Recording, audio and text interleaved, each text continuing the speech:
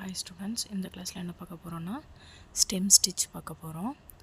அது எப்படி போடுறதுன்னு பாருங்கள். சேம் நம்ம செயின் ஸ்டிச் பார்த்தோம் பார்த்திங்களா, அதே மாதிரி நூல் எடுத்து வச்சுக்கோங்க. சில்க் த்ரெட்டை பாருங்கள் எப்படி எடுக்கிறேன்னு பாருங்கள். ஃபஸ்ட்டு ஒரு பெரிய நாட்டு ஒரு அளவுக்கு மீடியமாக போட்டுக்கோங்க, மீடியம் சைஸ் நாட்டு. அதுக்கப்புறம் ஒரு குட்டி செயின், அதை அப்படியே இந்த பக்கமாக கொண்டு வந்து அந்த ஃபஸ்ட்டு போட்ட ஸ்டிச்சில் பாதி ஸ்டிச் அளவுக்கு போட்டுட்டு, அடுத்தது அது மேலேயே ஒரு குட்டி செயின் அப்படியே கீழே எடுத்துகிட்டு வந்து ஒரு செயின், அதுக்கப்புறம் ஒரு குட்டி செயின், நெக்ஸ்ட்டு அப்படியே மேலே எடுத்துகிட்டு வந்து அதில் பாதியில் ஒரு செயின், அதுக்கப்புறம் மேலே ஒரு குட்டி செயின், அண்ட் தென் அப்படியே கீழே எடுத்துகிட்டு வந்து சும்மா ஒரு செயின், அண்ட் தென் கீழே ஒரு குட்டி செயின், அது அப்படியே அதில் பாதி செயின், அதுக்கப்புறம் மேலே ஒரு குட்டி செயின்.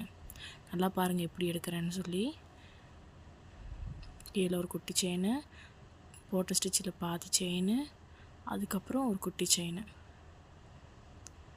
சைடில் எப்படி வருதுன்னு பாருங்கள். குட்டி செயின், அதுக்கப்புறம் அதில் பாதியில் ஒரு செயின், அதுக்கப்புறம் ஒரு குட்டி செயின். இந்த ஸ்டிச் அவ்வளோ சீக்கிரம் வராது. ஸோ ப்ராக்டிஸ் பண்ணுங்கள்.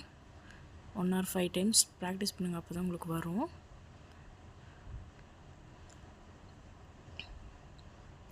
பாருங்கள், அங்கேருந்து எடுத்துகிட்டு வந்து சும்மா அப்படியே ஒரு செயின் மட்டும் தான் போடுறேன்.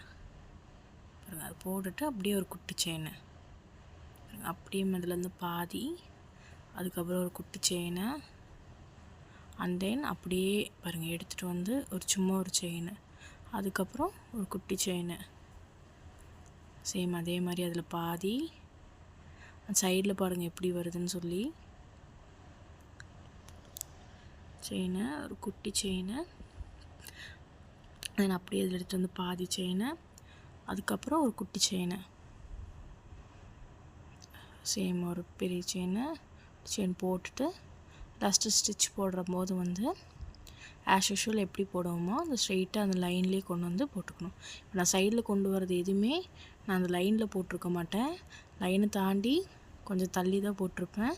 ஸோ நல்லா கரெக்டாக நோட் பண்ணி போட்டுக்கோங்க. சைடில் கொண்டு வரது லைனில் டச் ஆகக்கூடாது, லைனை தாண்டி தான் வரணும். ஸோ அதை பார்த்து போட்டுக்கோங்க. ரொம்ப தூரமாக தள்ளி போட்டுறக்கூடாது. சைடில் போடுறத கரெக்டாக அந்த லைனை ஒட்டியே போடுங்க, ஆனால் லைன் மேலே போட வேண்டாம். இதுக்கு என்னென்ன ஷேப் போடணுன்னு பாருங்கள். யூ ஷேப்பு, மாம்பழ டிசைனு,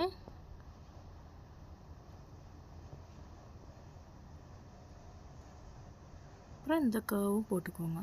இந்த சுள்ளியில் எப்படி போடுறதுன்னு நான் ஒருக்கா சொல்கிறேன்.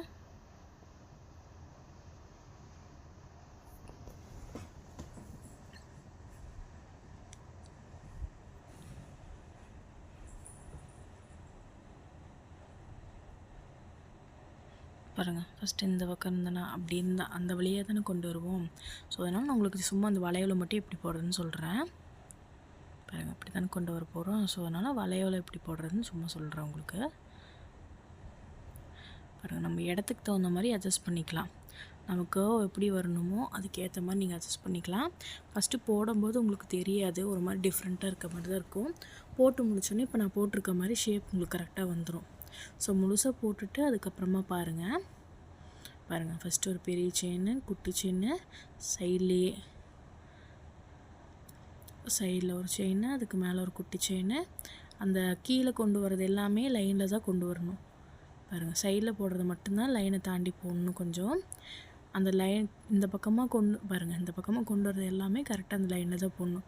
செயின், அப்புறம் ஒரு குட்டி செயின், சேம் அதே மாதிரி சைடில் ஒரு செயின், அண்ட் தென் மேலே ஒரு குட்டி செயின். பாருங்கள், கீழே லைனில் கொண்டு வந்துட்டு ஒரு குட்டி செயின், அதுக்கப்புறம் அது இந்த இதில் பாதியில் ஒரு செயின், அண்ட் தென் ஒரு குட்டி செயின்.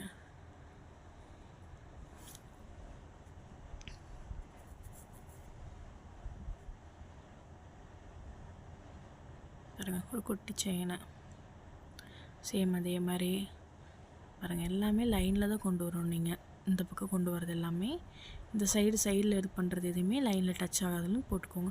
உங்களுக்கு இந்த மாதிரி டிசைன் போடும்போது அந்த இடத்துக்கு எப்படி போட்டால் உங்களுக்கு கரெக்டாக வருமோ உங்களுக்கு போட உங்களுக்கே ஐடியா கிடைக்கும். ஸோ அதுக்கு தகுந்த மாதிரி போட்டுக்கோங்க.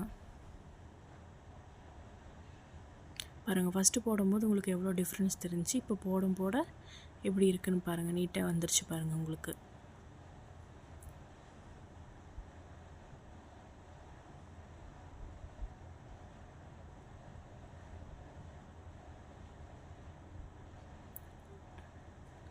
இதுக்கு நாட் போடும்போது குட்டி செயின் எப்பயும் நம்ம போடுவோம் இல்லையா, அதே மாதிரியே நீங்கள் போட்டுக்கலாம்.